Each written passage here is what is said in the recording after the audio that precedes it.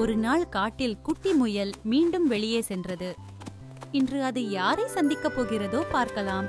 சிறிது தூரம் சென்றபோது குட்டி முயல் அங்கே ஒரு அழகான குட்டி மானை பார்த்தது. அது கொஞ்சம் சோகமாக இருந்தது. குட்டி முயல் மெதுவாக மானின் அருகே சென்று, "என்னாச்சு குட்டிமானே?" என்று அன்பாக கேட்டது. குட்டி முயல் குட்டி மானை அருகே நின்று கவனமாக கேட்டது. குட்டி மான் தனது சிவப்பு ஆப்பிள் காணாமல் போய் உள்ளது என்று சொன்னது.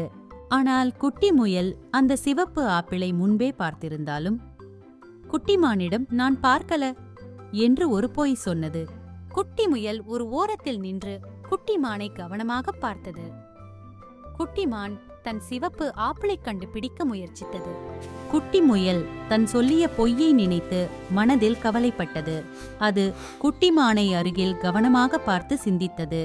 குட்டி முயல் தனது பொய்யை நினைத்து வருந்தி குட்டிமானிடம் அருகே சென்று, "இங்கே உன் சிவப்பு ஆப்பிள் இருக்கிறது" என்று தன்னம்பிக்கை மற்றும் மன்னிப்புடன் காட்டியது. குட்டி முயல் தனது பொய்யை உணர்ந்து சிவப்பு ஆப்பிளை குட்டிமானுக்கு திருப்பி கொடுத்தது. குட்டிமான் மகிழ்ச்சியுடன் அதை பிடித்தது. குட்டி முயல் மற்றும் குட்டிமான் சந்தோஷமாக அவற்றின் சிவப்பு ஆப்பிளை பகிர்ந்து கொண்டனர். இந்த கதையின் பாடம்: எப்போதும் பொய் சொல்லாமல் உண்மையை சொல்ல வேண்டும்.